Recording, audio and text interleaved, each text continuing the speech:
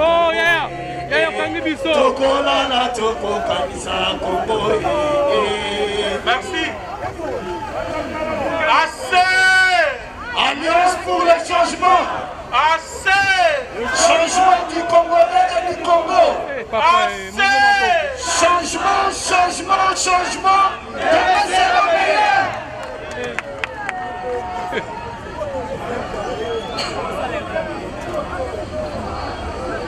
Chers membres fondateurs de l'Alliance pour le changement, mesdames et messieurs les chefs de partis politiques amis,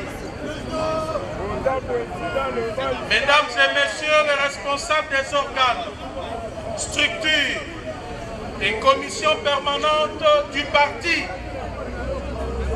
mesdames et messieurs les chefs de mouvements associatifs affiliés au parti, distingués invités, mesdames et messieurs, chers camarades militantes et militants de l'Alliance pour le changement. Aujourd'hui, 24 avril 2025, marque le 3e anniversaire de la création de notre parti, l'Alliance pour le changement. À travers ma personne, ce parti avant-gardiste est très heureux et honoré de vous accueillir en ce jour à l'esplanade de son siège national pour commémorer cet événement qui désormais restera gravé dans l'histoire politique de notre pays. Permettez-moi de remercier chaleureusement tous les militants ainsi que le parti et organisation amis qui, en répondant à notre invitation, témoignent par leur présence de leur considération. L'Alliance pour le changement apprécie profondément cette marque de sympathie et vous exprime par ma voix sa vive satisfaction et ses sincères remerciements.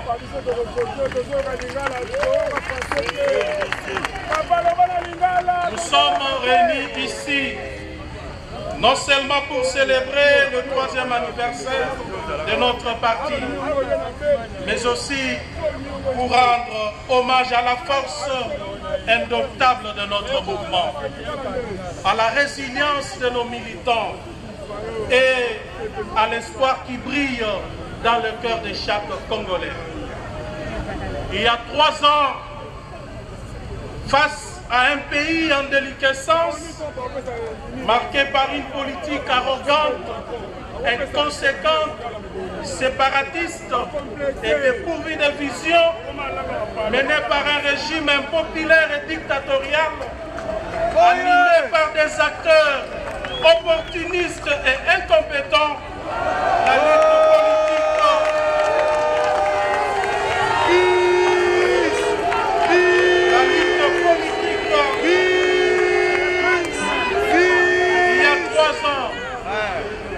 face à un pays en déliquescence, marqué par une politique arrogante, inconséquente, séparatiste et dépourvue de vision, menée par un régime impopulaire et dictatorial, animé par des acteurs opportunistes et incompétents. La lutte politique et constitutionnelle s'est imposée comme la seule alternative à la dérive constatée.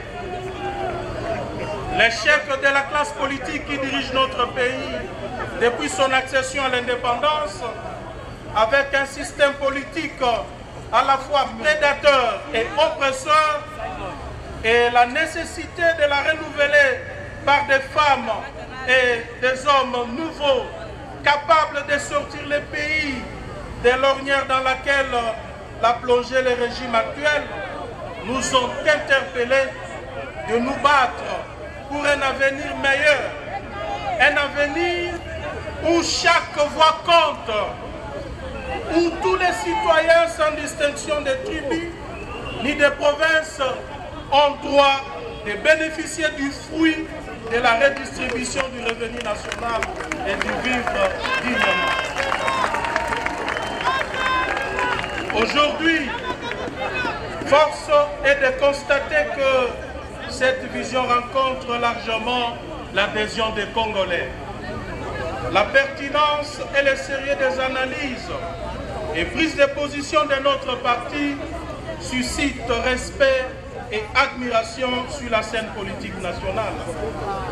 De plus, notre choix de lutter au sein de l'opposition place notre parti parmi les organisations politiques déterminées à mettre fin au comportement peu citoyen des actuels tenants du pouvoir.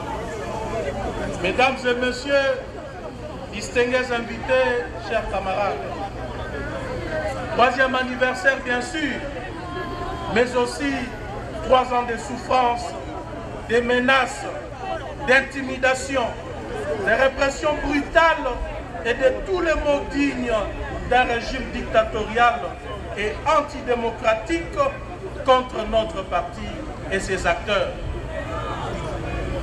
Ce chemin n'a donc pas été facile pour nous, car au lendemain du point de presse relatif à la création de notre cher parti, nous avons été arrêtés injustement en violation flagrante de lois et de mesures d'unité parlementaire et condamnés à une peine de prison imaginaire de 7 ans, sans que cet arrêt ne me soit notifié jusqu'à ce jour. D'autres cadres et membres fondateurs ont été soit arrêtés, soit chassés de leur milieu de travail où ils évoluaient comme experts formés par la République. Chers camarades, laissez-moi vous dire que même mon épouse a été traquée, condamnée à 6 mois de prison. Dans le même registre, nous avons fonctionné durant 3 années sans reconnaissance administrative, car le pouvoir en place avait refusé catégoriquement de nous octroyer l'arrêté d'enregistrement. C'est là pour nous décourager et nous condamner à la mort politique. Mais à ce jour, j'ai la joie de vous annoncer que notre parti vient de bénéficier d'un arrêté d'enregistrement signé. Téléphone. Pardon, vous achetez vos lignes.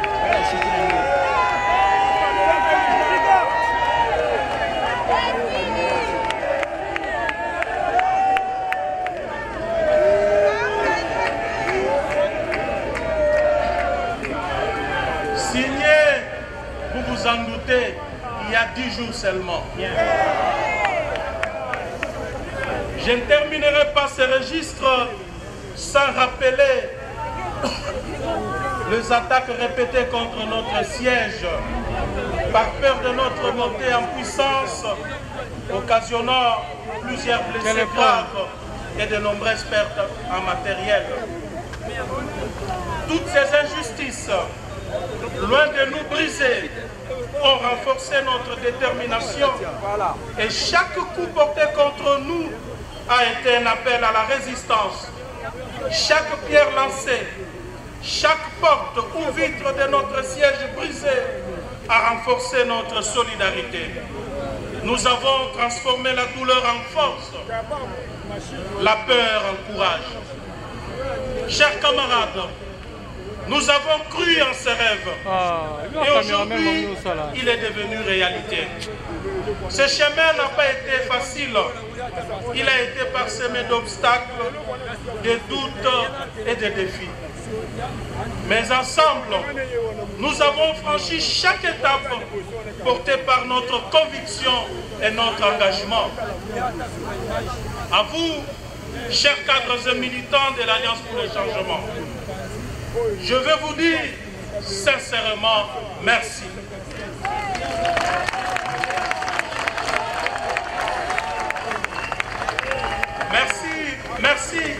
Merci pour votre résilience, pour votre détermination à ne jamais abandonner. Vous savez, tout ce que je veux vous demander, c'est de pardonner à nos bourreaux.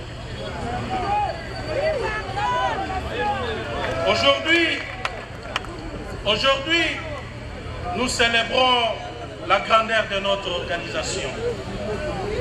La mobilisation de ces jours démontre la force indomptable du courage et de notre détermination. Vous êtes le fer de lance de cette lutte. Vous êtes le véritable héros de ces jours.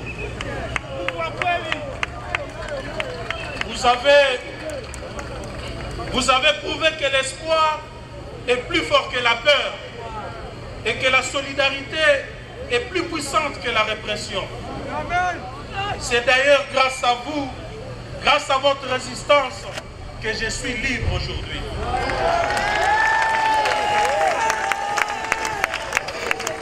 C'est pourquoi redoublons d'efforts, intensifions notre mobilisation et montrons à tous que rien ne peut arrêter ceux qui croient profondément à leur idéal. Ne baissons pas la garde, c'est maintenant que tout se joue. Vous êtes de ceux qui n'ont pas pu s'exprimer. Vous êtes la voix de ceux qui n'ont pas pu s'exprimer. Vous êtes le visage de notre avenir, dont la vision devra porter sur le changement intégral du système de gouvernance qui, depuis l'indépendance, est corrompu et caractérisé par la prédation au sommet de l'État. Mesdames et messieurs, distingués invités, chers camarades, au moment où nous célébrons cet anniversaire, le régime actuel au pouvoir a plongé les nations dans des souffrances insupportables. Nous sommes tous témoins de l'effritement de l'État. Le pays sombre. Tous les indicateurs de la vie socio-économique sont au rouge. La dégradation progressive et dangereuse de la situation sécuritaire durant les 2 mandats successifs du régime de Félix Tshisekedi atteste l'incapacité du pouvoir à apporter des solutions souveraines dans les domaines stratégiques comme la défense du territoire national et la protection des personnes et de leurs biens. L'insécurité grandit au jour le jour, tant dans la partie orientale du pays qu'à l'ouest avec les phénomènes Mobondo et au niveau de toutes les entités urbaines, laissant nos populations dans la plus grande détresse. La RDC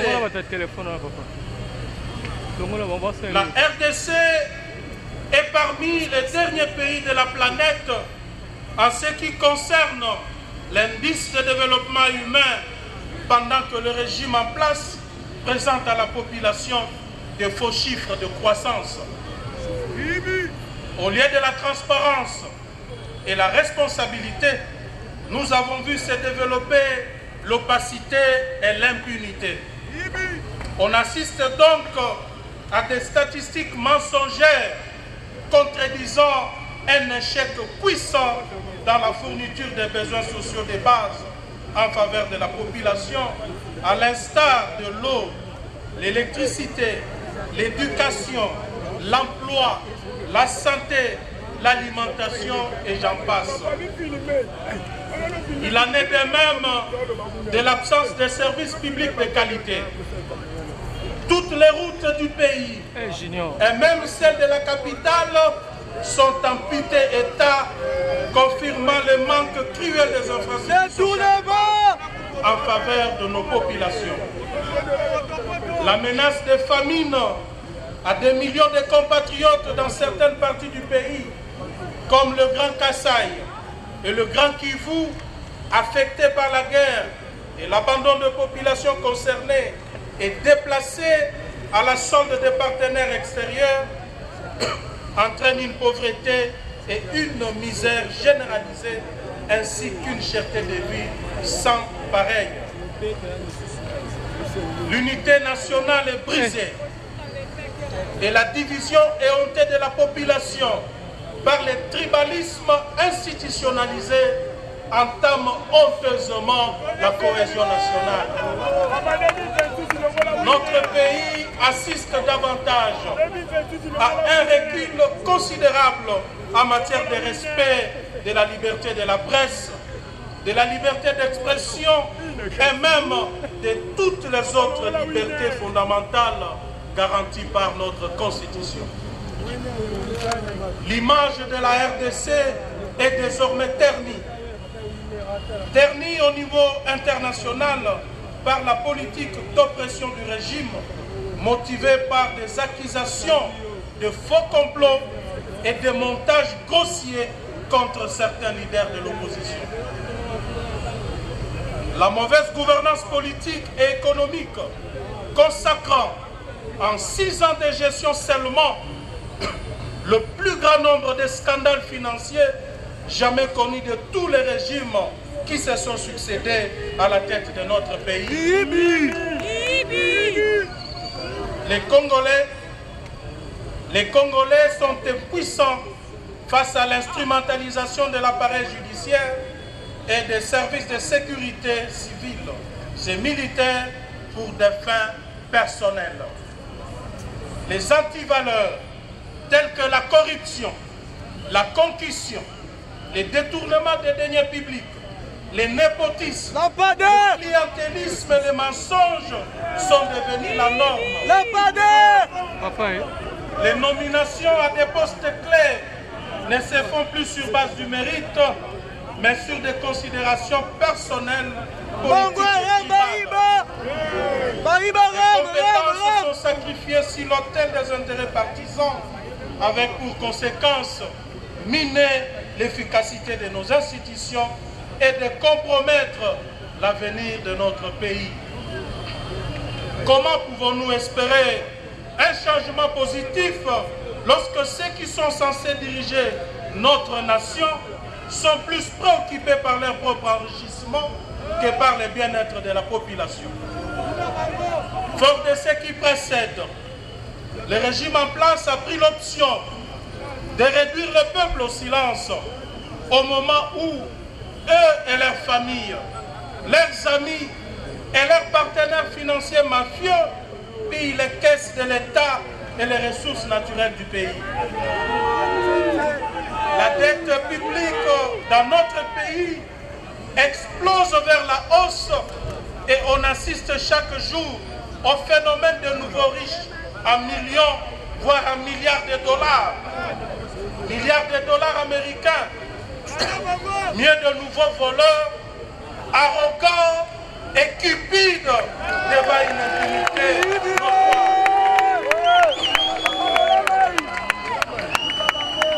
Pendant ce temps, le président de la République continue à s'illustrer par des promesses non tenues, des discours enflammés qui n'ont jamais été suivis d'action.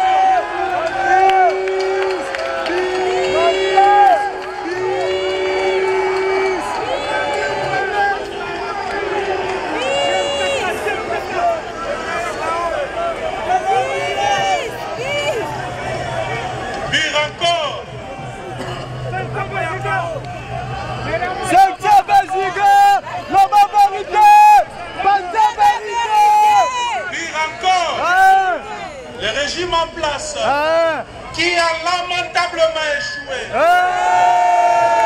activé le mécanisme de répression et la recherche des boucs émissaires.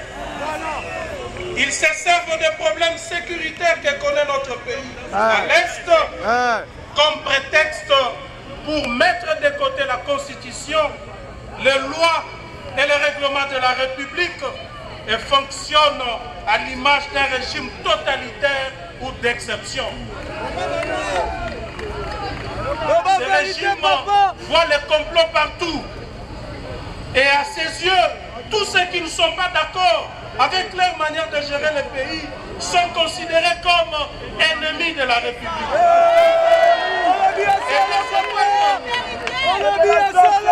Et de ce fait, potentiels rebelles qu'il faut traquer et neutraliser.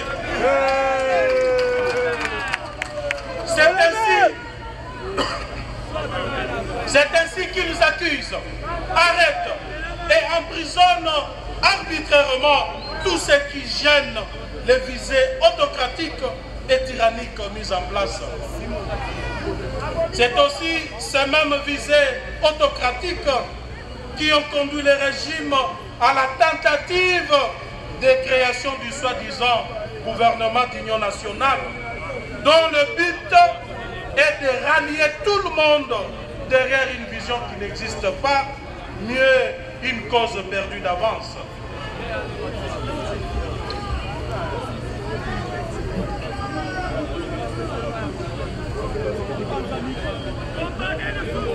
Mesdames et messieurs, distingués invités, chers camarades, il est temps de dire stop à cette dérive et de revendiquer une gouvernance responsable, transparente et respectueuse des droits de l'homme. Le peuple congolais, aujourd'hui, plus qu'hier, doit être dirigé par des dirigeants qui rendent des comptes et qui mettent en place des politiques qui profitent réellement à la population.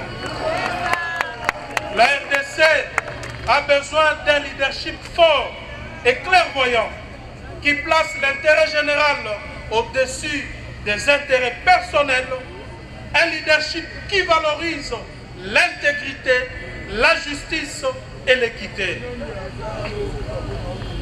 C'est devant cette réalité que l'Alliance pour le changement se présente comme une alternative crédible à travers sa vision claire du développement de notre pays qui devra se fonder sur 3 piliers principaux que sont la refondation de l'État, la transformation de l'homme congolais et les réformes de toutes les institutions publiques.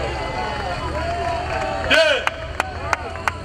La réforme de l'économie nationale et des finances publiques pour supprimer les systèmes de prédation. Et 3. La révolution sociale intégrale qui renversera la pyramide à travers la priorité du développement à la base et surtout les changements du Congolais et du Congo. Nous pensons qu'à l'absence de l'État, aucun projet, aucune vision politique ne peuvent marcher car l'État, en tant que superstructure, est le seul capable de protéger les intérêts individuels et collectifs d'un peuple et d'assurer le bien-être à tous sans discrimination aucune. En parlant de la refondation de l'État, je ne fais nullement allusion à l'État dans sa configuration matérielle, mais plutôt dans sa dimension cosmogonique pour lui doter de toutes ses capacités défensives et offensives afin de lui permettre de réagir à temps et à contre-temps. Merci beaucoup. L'État-nation que nous allons construire demain aura 6 piliers notamment. L'armée, la police, les services de sécurité, l'appareil judiciaire, l'administration publique et la diplomatie. 520 gigas, la vérité. Ces instruments nous aideront à asseoir l'autorité de l'État afin d'imposer l'ordre et la discipline dans tous les domaines de la vie de cette nation. Nous allons construire un État comme un logiciel qui correspondra à un système qui définira nos intérêts ainsi que nos priorités, capables de détecter les menaces contre notre pays. À travers le 5e pilier que je venais de citer tout à l'heure, l'administration publique, nous allons, dès notre arrivée au pouvoir, sans plus tarder, procéder à un recensement général de la population afin de constituer un fichier national de la population, du patrimoine public et privé de l'État ainsi que le patrimoine privé. Ces fichiers seront mis à la disposition de tous les services publics et de toutes les institutions financières œuvrant dans notre pays. L'Alliance pour le changement mettra en place la réforme des institutions publiques et d'autres instances de décision passant par l'évaluation régulière d'une bonne gouvernance. Cette évaluation se basera sur des principes éthiques suivants. 1. La traçabilité, en s'assurant que tous ceux qui ont participé à la prise de décision sont retraçables. 2. La responsabilité, signifiant que chaque dirigeant politique ou autre est responsable de la décision, prise collégialement ou individuellement, et est soumis à une surveillance impliquant une reddition des comptes. 3. La transparence dans la gestion, c'est-à-dire l'obligation de rendre compte au peuple congolais. Donc, les dirigeants politiques doivent se rassurer que les informations ou les données pertinentes à sa compréhension et à sa justification sont accessibles à tous, particulièrement pour les fonctions de contrôle. 4. L'équité, en rassurant que toute décision prise par l'autorité étatique doit tenir compte des intérêts de la nation et de tous les citoyens sans discrimination ni incrimination. Enfin, l'indépendance, en s'assurant qu'aucun motif ou intérêt caché n'a été pris en compte ou en considération lors de la prise de décision. L'Alliance pour le changement prévoit des mécanismes intelligents de lutte contre les antivaleurs.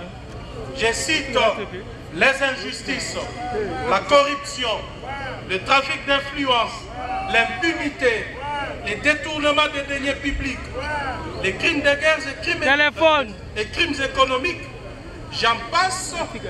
Pour mieux les éradiquer, l'Alliance pour le changement voudrait 1. Appliquer avec rigueur toutes les lois y afférentes. Le président Félix Tshisekedi et son gouvernement en garde contre toute tentative de brader nos richesses minières auprès des Américains sous prétexte de ramener la paix à l'est de Mozambique.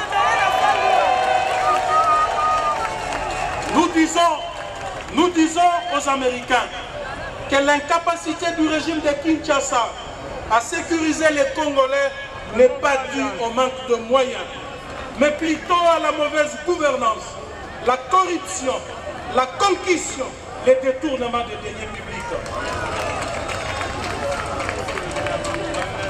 Chers Américains, ces gens qui viennent signer des contrats avec vous détournent même l'argent destiné à l'achat des armes et des munitions, voire même l'argent destiné au paiement des maigres soldes de nos vaillants soldats engagés sur le terrain des hostilités. Nous demandons aux Américains, nous demandons aux États-Unis d'Amérique qui est un État respectueux des principes en matière de bonne gouvernance et de la démocratie, de pouvoir réexaminer la question sur ces projets de contrats et de se rassurer que l'argent issu de ces contrats ne pourra pas enrichir des individus au détriment du peuple congolais, à l'instar du contrat chinois et triste mémoire. Quant à nous, nous nous réserverons de tous les droits que nous reconnaît la Constitution de la RDC pour nous opposer à un projet qui ne visera pas l'intérêt de notre peuple. Mesdames, en République démocratique du Congo, demain sera meilleur.